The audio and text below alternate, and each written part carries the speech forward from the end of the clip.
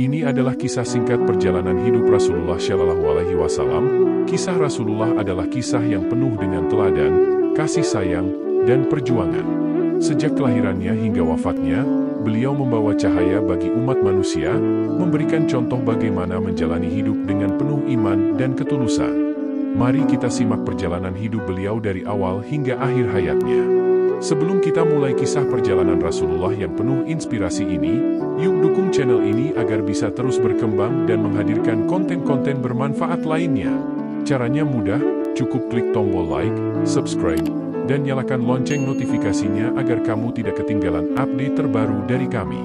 Dan jangan lupa, bagikan video ini ke teman-teman kalian agar kita semua bisa belajar dan mengambil hikmah bersama.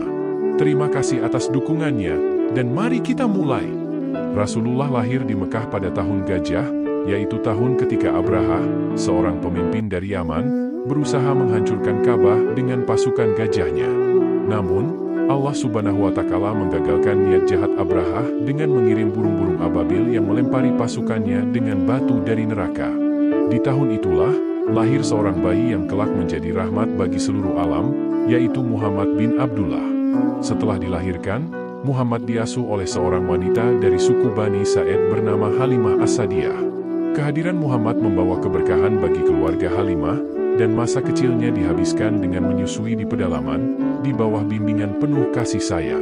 Ketika berusia 6 tahun, Muhammad harus menghadapi kenyataan pahit, yaitu kehilangan ibunya, Aminah binti Wahab, yang wafat saat perjalanan pulang dari Yatsrib. Beliau kemudian diasuh oleh kakeknya, Abdul Muthalib, dan setelah itu oleh pamannya, Abu Talib. Seiring berjalannya waktu, Muhammad tumbuh menjadi seorang pemuda yang jujur dan terpercaya. Ia dikenal sebagai Al-Amin di kalangan Quraisy karena kejujurannya dalam berdagang. Ketika berusia 25 tahun, beliau menikah dengan Khadijah binti Khuwailid, seorang saudagar kaya yang mengagumi integritas dan akhlak Muhammad. Dari pernikahan ini, beliau dikaruniai 6 anak, termasuk Fatimah Az-Zahra, yang kelak menjadi teladan bagi para wanita muslim.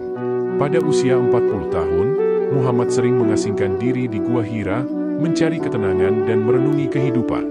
Hingga suatu malam di bulan Ramadan, malaikat Jibril datang dan menyampaikan wahyu pertama dari Allah, yaitu surat Al-Alaq ayat 1-5. Ini menjadi awal dari tugas besar beliau sebagai Rasul yang membawa risalah kebenaran. Awalnya, Rasulullah berdakwah secara sembunyi-sembunyi kepada keluarga dan sahabat terdekat.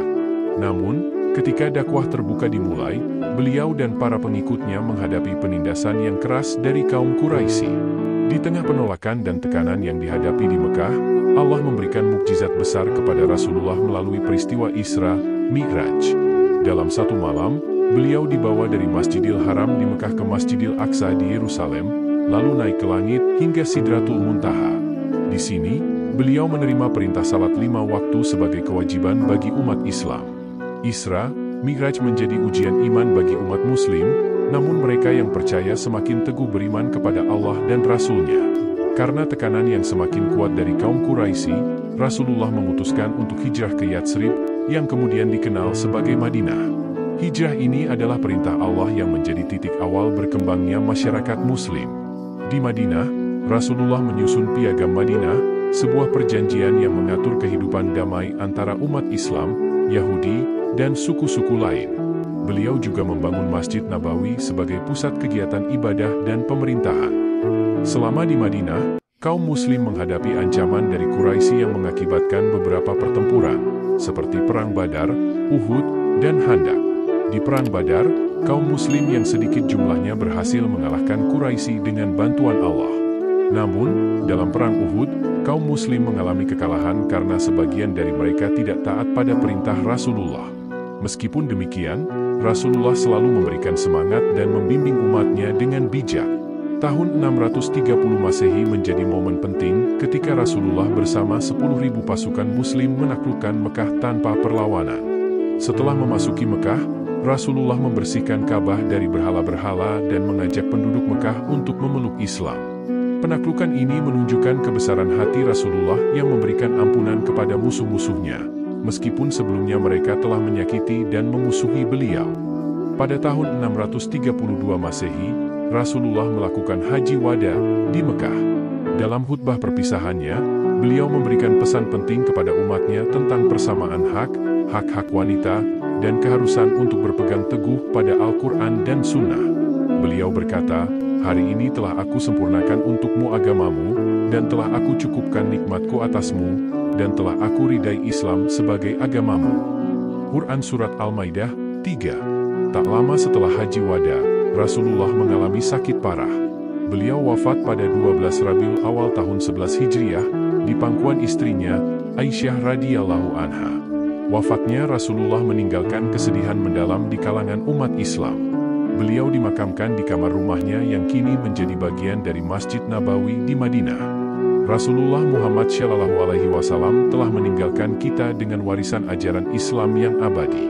Beliau adalah teladan sempurna dalam kehidupan, dari kesabaran dalam menghadapi ujian, kasih sayang terhadap sesama, hingga ketegasan dalam menegakkan kebenaran.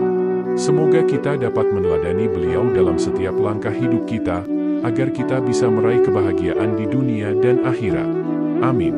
Jangan lupa like dan subscribe untuk update konten Islami lainnya. Semoga bermanfaat dan semoga menjadi amal jariah bagi kita semua.